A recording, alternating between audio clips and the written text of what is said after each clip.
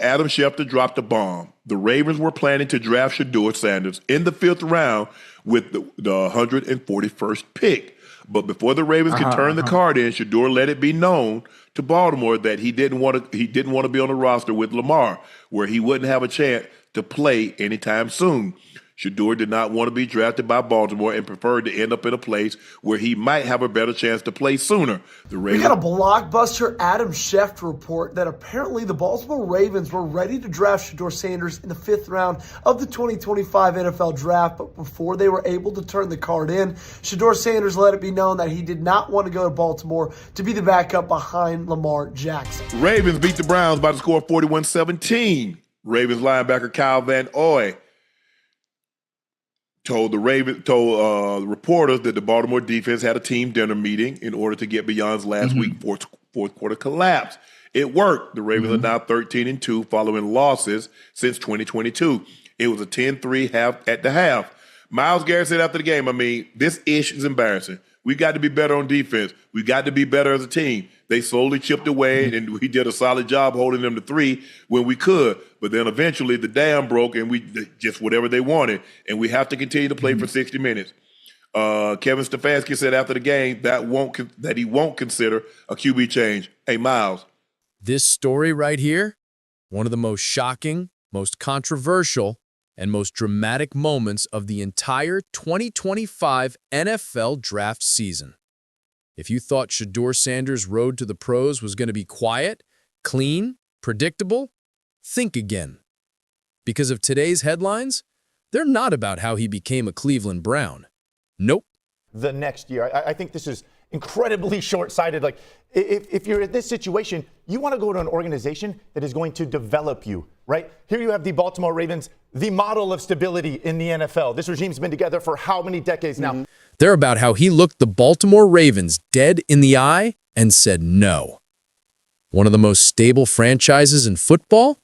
Turned down. Cold. Why? Because Shedeur didn't want to sit behind Lamar Jackson. He didn't want clipboard duty for 4 years while watching greatness from the sidelines. He wanted to play, to compete, to start, and so he forced his hand. The Ravens drafted someone else. 3 picks later, Cleveland swooped in like a hawk on prey. And just like that, Shedeur got what he wanted. But here's the real question. Was this genius or pure arrogance?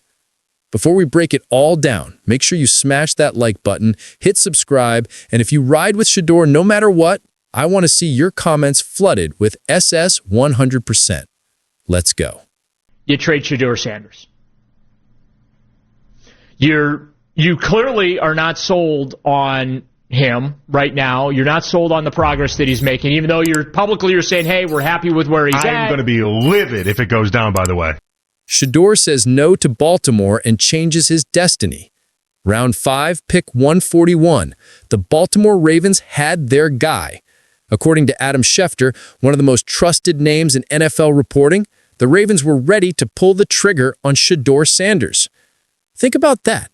Shedeur, Lamar, Baltimore, a franchise dripping in stability, tradition, excellence, a proven QB factory. Joe Flacco, Super Bowl MVP. Lamar, MVP, franchise cornerstone. And now, Shedeur Sanders, the son of Deion Prime Sanders, set to join them as the next project. Perfect fit, right? Wrong. At the last second, word came back from Shedeur's camp, we don't want to go there. Not because of money, not because of location, because Shedeur didn't want to sit, didn't want to wait, didn't want to be plan C behind Lamar and Tyler Huntley. He wanted reps. He wanted responsibility. He wanted a shot. So the Ravens, they moved on, drafted somebody else. I'm hearing Shedeur is not even running scout team. He's literally watching everyone play. Bailey Zappi's running scout team. I don't know if that's true. That's what I'm hearing. Why is he on the team? Why is he even here? If that's what you think about, because his jersey is selling, the Haslam's don't need jersey money, do they? And then just 3 picks later, the Cleveland Browns stepped up, called his name, gave him the landing spot he chose, engineered by him, controlled by him. Destiny? Rewritten. But critics? They're already lining up. One analyst called it incredibly short-sighted. Another said, you fall to round 5, you don't get to pick your team. So let's break it down. 2 sides, 2 paths, 1 massive gamble. The case for Baltimore: stability, development, patience. Let's start with what Shedeur walked away from. The Baltimore Ravens. Not just any team, an organization. John Harbaugh, head coach since 2008. Front office, locked in. System, proven. Culture, championship DNA. And when it comes to developing quarterbacks, they've done it. Again and again. Flacco won a ring. Lamar, MVP, franchise cornerstone. Imagine being Shedeur, sitting behind Lamar Jackson, learning how to extend plays, learning how to command a huddle under pressure, learning how to win in the NFL, not just survive. No rush, no panic, no desperate need to throw you into a dumpster fire situation. Just time, growth, mentorship. For a 5th-round pick, that's gold. That's peak development. Instead, he said no. Why? Because he didn't want to wait. He didn't want to be patient. He wanted the spotlight now. And that's why critics are calling him out. During ESPN's NFL Countdown, one analyst didn't hold back. Quote, Browns is the Browns. This is the most hype they've ever had. Like, it's the Browns. Exactly. So, he got drafted to the wrong team. That Sanders name, I'm telling you right now, there's only one person that understands business, and he will trade his quarterback for Sanders. Dallas is where Sanders is going to be. Wow. Because that name on the back of that jersey is legacy, and he's going to want that to ring bells around the globe. Jerry is going to have him. You just proved you're a 5th-round pick. You're supposed to be humble. You're supposed to learn. Instead, you're thinking about starting next year? That's crazy. And honestly, he's not wrong. When you fall that far in the draft, you lose leverage. You lose control. Your job isn't to demand playing time, it's to earn it. And if there's one place you'd want to fall as a late-round QB, it's Baltimore. Stability, structure, success, all waiting for you. By saying no, Shedeur didn't just turn down a team, he turned down one of the best developmental environments in the entire NFL.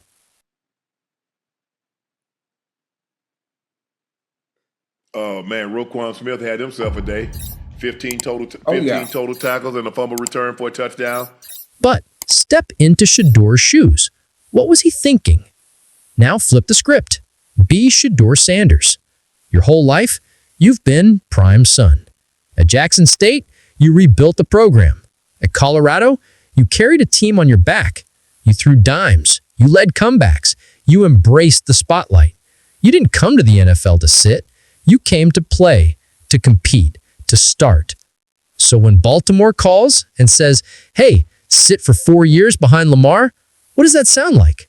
Like a death sentence, like another insult, like proof that the world still doesn't believe in you. Meanwhile, Cleveland is offering something different. Joe Flacco, legend, but 40 years old, on borrowed time. Dylan Gabriel, talented, but unproven. The depth chart, open. Show up, dominate camp, win the room. And guess what? You could be starting by week 6, maybe even week 1. That's the dream, right? Teddy Bruschi gets it. On the same ESPN panel, do you think it's far-fetched to assume the Niners trade Purdy to not want to pay him, that $55-60 million contract and then trade up to go get Shedeur? Okay, hold on a second. Would you want to do that? Are you counseling that for that to happen? No, I personally don't. No, but it's been talked about here locally. Are you serious? Yes. he said, I want to go to a team where I can compete to be a starter. Lamar's there forever. You're never playing in Baltimore. That's the bet Shedeur made. Forget safe. Forget clipboard. Bet on yourself. Even if it's risky. Even if it's messy. Even if everyone says you're wrong. But here's the problem. Cleveland isn't Baltimore. Where Baltimore is stability, Cleveland is chaos. Let's talk facts. Over the last 20 years, the Browns have started over 30 different quarterbacks. 30! From Brady Quinn, to Johnny Manziel, to Deshaun Keyser, to Baker Mayfield. It's a revolving door, a graveyard, a cursed franchise when it comes to QBs. And let's not forget what they did to Baker. Drafted him number 1, took them to the playoffs, won a playoff game. Then dumped him like trash. Today, Baker's thriving in Tampa, led the league in touchdown passes last season. Meanwhile, Cleveland is still searching, still hoping, still praying for the guy. So, ask yourself, did Shedeur just walk into a quarterback graveyard? Or did he grab a golden ticket? On one hand, he might get snaps this year.